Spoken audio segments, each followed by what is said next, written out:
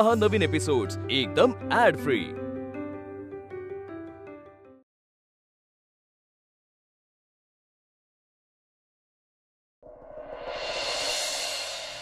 आद्या घरी आली होती। घरी आली आणि माझ्याशी काहीही बोलली नाही। सरळ विक्रांतच्या खोलीत गेली आणि नंतर विक्रांतची गप्पा मारत बसली होती। आई, त्यांचं नातं तसंच आहे ना, म्हणजे आद्याला गप्पा मारायला विक्रांतच पाहिजे। तू उगाच खूप विचार करतेस आई। अगं तूच आद्याचं लग्न अशा घरी लावून दिलं जे जवळ आहे, लोक ओळखीचे आहेत का? कारण आद्या नजरेसमोर राहिली पाहिजे। मग ती 2 वेळा आली काय किंवा 4 वेळा आली काय, इट डझंट मॅटर, राईट? बरोबर बोलतोयस तू। बघ ना, मी उगाच काळजी करत बसले होते। अरे आणि आता तुझ्या बोलण्यामुळे एक गोष्ट लक्षात आलीये, घरं इतकी जवळ आहेत, आपण आद्याची मांडव परतणी केलीच नाहीये। व्हॉट्स दॅट?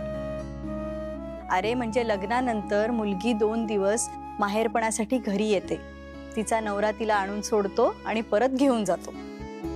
बेस्ट आहे, आपण करूया काय ते मांडव परतणी। म्हणजे त्यानिमित्ताने आद्या 2 दिवस घरी तरी राहील।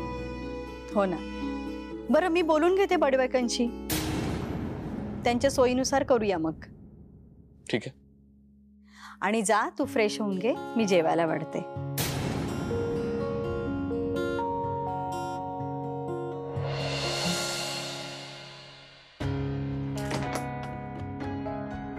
का आला होता तो अमूल्य? काय बोलणं झालं तुमचं? का आला होता तो? सांगते सगळं सांगते। खूप हुशार आहे तो वेदांत वानखेडे।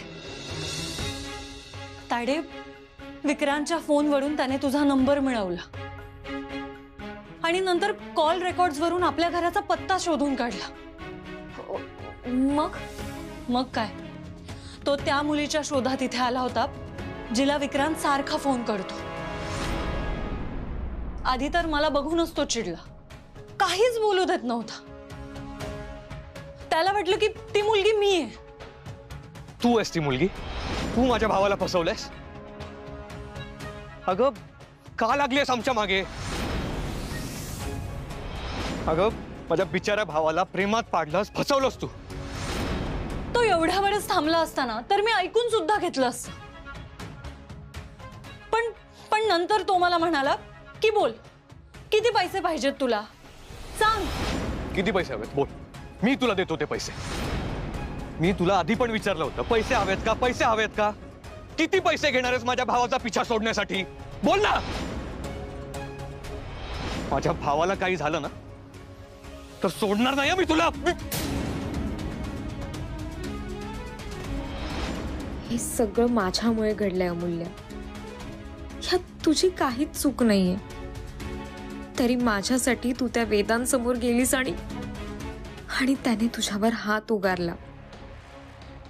अगं पैसा पैसा पैसा, प्रत्येक गोष्ट, प्रत्येक माणूस पैशातच मोजतो। तो पुढे असं बोलू तरी कसं शकतं? तेच तर,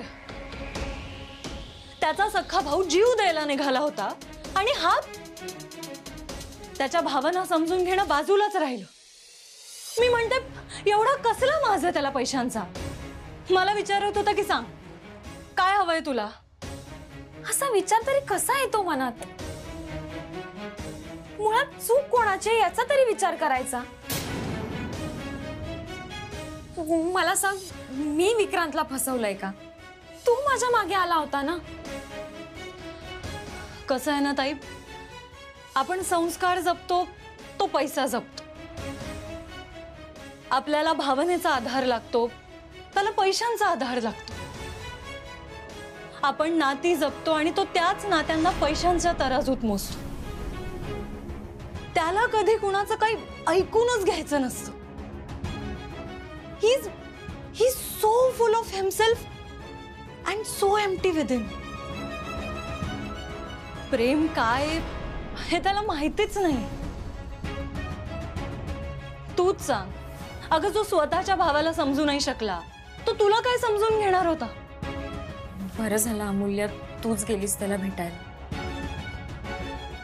मी गेले असते ना तर मला काय करू काय बोलू काहीच सुचलं नसतं.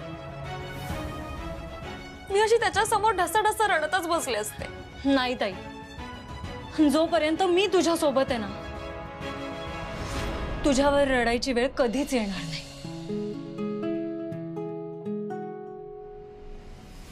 किती दिवस रडत बसणार आहेस?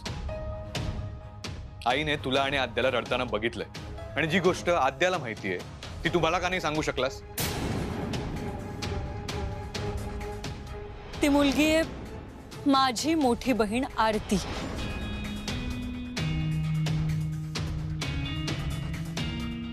विक्रांत, मला त्या मुलीचं नाव कळलंय.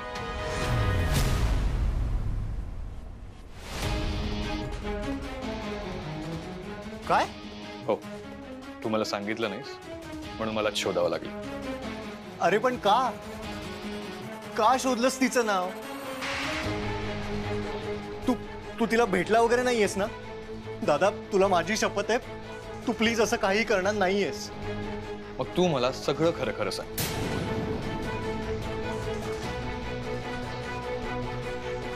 काय होणार आहे त्याने? तिला मी आवडत नाही, तिने मला होकार दिला नाही, विषय संपला. दादा प्लीज तू असं काही करू नकोस जेणेकरून तिला त्रास होईल. अरे पण विक्रांत, तुला त्रास होतोय त्याचं काय? बघ विक्रांत, ती कोण आहे या प्रश्नाचं उत्तर मला मिळालंय, पण माझ्या मनात अजूनही प्रश्न आहेत. अरे माझा भाऊ इतक्या टोकाला का गेला हे जाणून नाही घ्यायचं का मी? विक्रांत, तू जर तसा प्रयत्न केला नसतास ना तर मी या गोष्टीकडे लक्षच नसतं दिलं रे. चूक झाली अरे चूक झाली माझी सगळी, मीच सगळ्या गोष्टी चुकीचं आहे. दादा शांत. दादा, माझ्याकडनं चूक झाली आहे, मला माफ कर. विक्रांत शांत, रडणं बंद करा.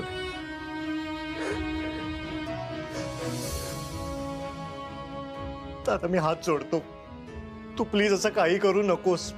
हा विषय इकडेच संपव. माझं ज्या मुलीवर प्रेम आहे ती मुलगी आरती आहे.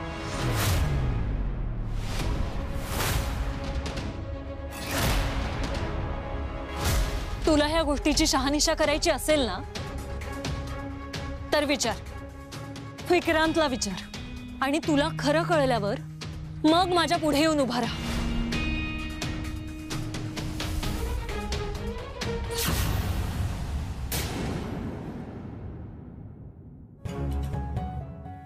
त्याला माझं नाव माहितीये,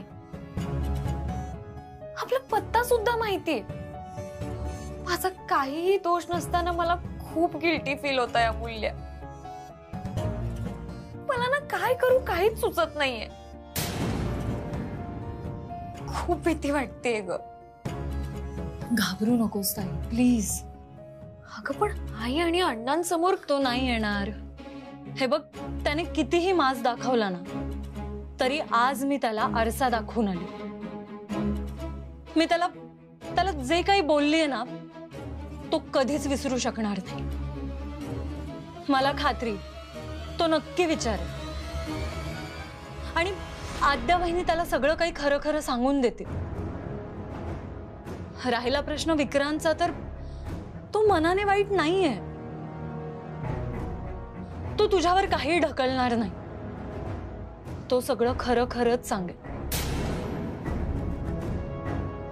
वेदांतला हे सत्य पचवावंच लागेल. अगं पण तू त्याच्या ऑफिस मध्ये जाणार, तो तुझ्या समोर येणार. मी त्याचाही विचार केलाय ताई. हे बघ, त्याला मी त्याच्या ऑफिस मध्ये नको होते, त्याने मला काढण्याचा प्रयत्न केला. एवढंच नाही तर मला खूप कठीण टास्क त्याने देऊन ठेवला. मी असा विचार केलाय की मी तो टास्क पूर्ण करेन आणि नंतर राजीनामा देईन. अगं पण माझं म्हणणं जायचंच कशाला? उगाच वाद घालेल ग तो. अगं पण का असा पळपुटेपणा करायचा? आणि मला सांग, मी का घाबरू? हे बघ, तू माझं टेन्शन घेऊ नकोस. वेदांतला सरळ करायला ना माझ्यासारखीच मुलगी पाहिजे. मी का घाबरू? अगं विक्रांतने तुला मागणी घातली, तो तुझ्या एकतर्फी प्रेमात पडलाय.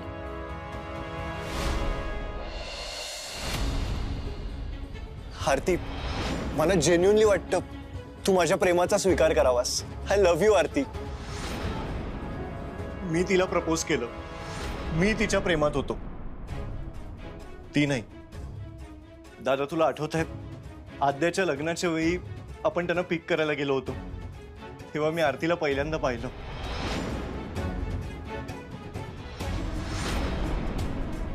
त्यानंतर मी तिच्यात गुंतत गेलो. मी तिच्या सतत अवतीभोवती असायचो. लव्ह ॲट फर्स्ट साईट हे मी ऐकून होतो, पण दादा माझ्या आयुष्यात ते घडत होतं. म्हणजे सारिकानी आरती अमूल्यला जेव्हा रूम मध्ये कोंडून ठेवलं तेव्हा मी त्यांची मदत केली.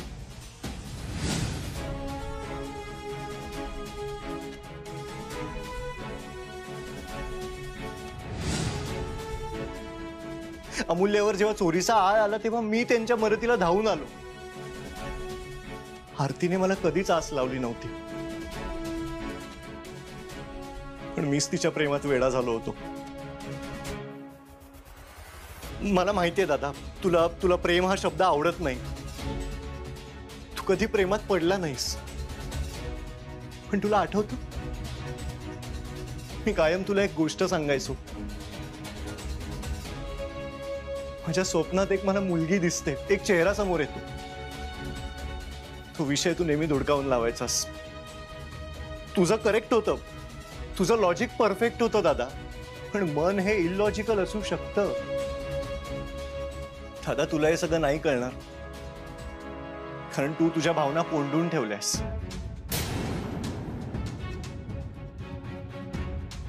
ती मुलगी, तो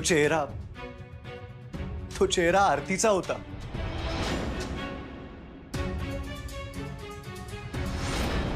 म्हणजे मी आरतीला प्रत्यक्षात भेटलो नंतर,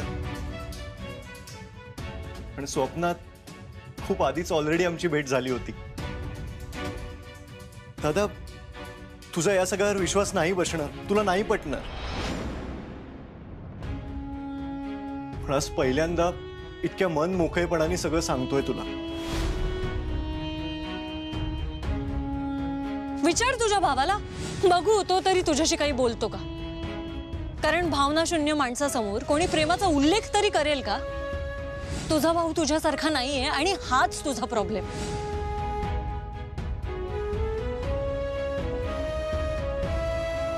विसर तिला. दादा, विक्रांत, तुला कळतंय का मी काय बोलतोय? आणि आधी ते रडणं बंद कर. मगाशी पण रडत होतास, आईने बघितलं तुला. मी कसं बसं समजून आलोय तिला. सॉरी. लिसन विक्रांत, त्या मुलीने तुला एकदाही होकार दिलेला नाहीये. तिचं तुझ्यावर प्रेम नाहीये आणि आता तिचं लग्नही होणार आहे. हे बघ, तुझ्याकडे फक्त एकच ऑप्शन आहे, तिला विसरून जा. दादा, ते शक्य नाहीये. अरे पण एक मिनिट, मला प्लीज बोलू दे. हे बघ दादा, तू कधी प्रेमात पडला नाहीस, पडणार नाहीस, त्यामुळे तुला हे सगळं कळणं शक्यच नाही. पण दादा, प्रेमात पडल्यावर विसरणं हे इतकं सोपं नसतं. बट आय प्रॉमिस, मी स्वतःला हार्म करून नाही घेणार. तुम्हाला त्रास होईल असं कधीच काही करणार नाही. आरतीलाही त्या गौतमशी लग्न करायचं असेल तर मी अडवणार नाही. फक्त मी आरती सोडून दुसऱ्या कोणाशीही लग्न करणार नाही.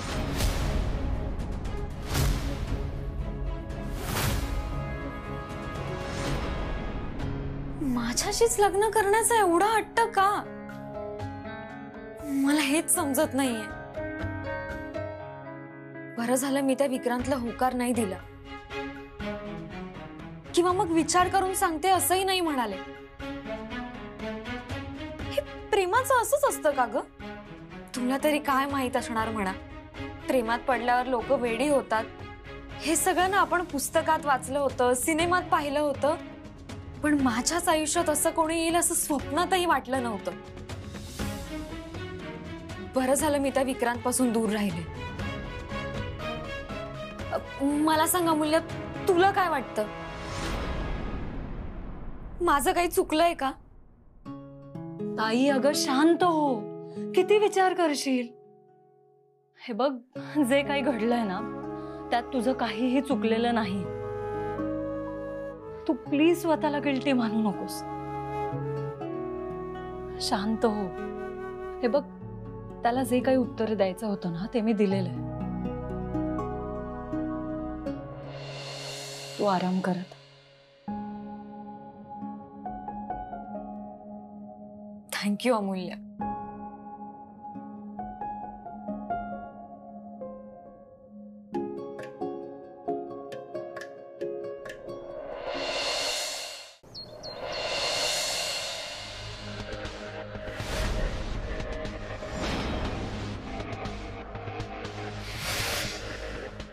आरतीलाही त्या गौतमशी लग्न करायचं असेल तर मी अडवणार नाही. फक्त मी आरती सोडून दुसऱ्या कोणाशीही लग्न करणार नाही.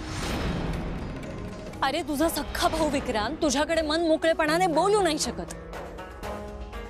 आत्महत्या करेपर्यंत घुसमट होते त्याची. राग आला मला तुझी कीव येते. हात उगारणं मर्दुमकी वाटते तुला? तुला काय वाटतं की एकदा वानखेडे नावाचा ठप्पा लागला की मग सगळ्यांनी तुझ्यासारखंच वागायला पाहिजे?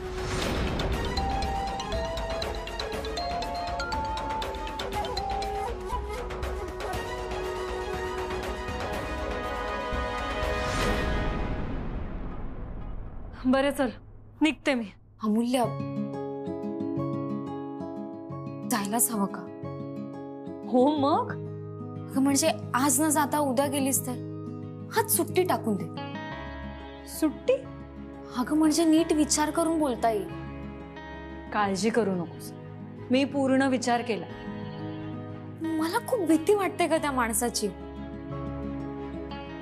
मला ना तू त्याच्या डोळ्यासमोर जायला नकोयस. ताई डोंट वरी, काही होणार नाही. अमूल्य, तू एक काम कर, तू राजीनामा दे आणि लगेच परत ये. आणि कोणी ऑफिसला पोहोचायच्या आत तिथे जा आणि राजीनामा ठेवून ये. म्हणजे कोणाशी भेटही होणार नाही आणि वादही होणार नाही. अगं किती घाबरतेस तू. हे बघ, मी राजीनामा देणारच. फक्त आधी मला दिलेलं एक काम आहे ते पूर्ण कर. अगं कसलं काम आता? सोड ना. आणि कोणा वाचून कोणाचं काम अडत नाही आणि आपलं तर अजिबात नाही. ताई, मी हे काम पूर्ण करणं का महत्वाचं आहे हे समजून घे. मग तू जे म्हणशील ना ते मी करेन. ते त्या दिवशी वेदांतने हा गव्हर्नमेंट प्रोजेक्ट आमच्या कंपनीने 3 महिन्यापूर्वी कंप्लीट केला होता.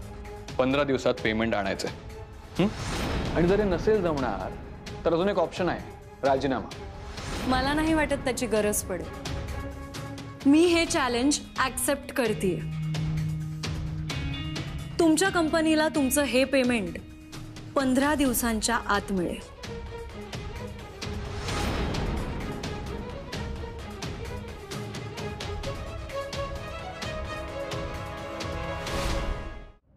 कळलं? हो कळलं, पण तुझा प्रांत नसताना तुला ते काम सोपवणं हे साफ चुकीचं आहे. अगं पण आता हे सगळं बोलण्यात काही पॉइंट आहे का? हे बघ, मी ते काम स्वीकारलंय ना, मग मी ते पूर्ण करायलाच हवं. आणि असं प्रयत्न न करता काम सोडून कसं देणार? अगं पण ताई, मी हे टास्क पूर्ण नाही केलं ना तर माझ्यावर पळपुटेपणाचा आरोप करेल तो वेदांत. आणि तू काळजी करू नकोस, मी 2 दिवसात हा टास्क पूर्ण करेन आणि मग राजीनामा देईन. तू माझ्यामुळे त्या वेदांचं बोलणं सहन करू नकोस. ताई अगं, तू परत परत स्वतःला दोषी नको मानूस. ह्यात तुझी काहीही चूक नाही. आणि वेदांत माझ्यावर हात उगारायची किंवा माझ्या अंगावर धावून यायची हिम्मत करणार नाही. सो डोंट वरी. तसं नाही ग, पण ताई अगं, हे माझं बॅटल. माझ्यावर विश्वास ठेव ताई. मी स्वतःला कुठलाही त्रास करून घेणार नाही आणि अशी किंचित सुद्धा शंका मनात आणून स्वतःला डिस्टर्ब करून घेऊ नकोस. ओके? ठीक आहे.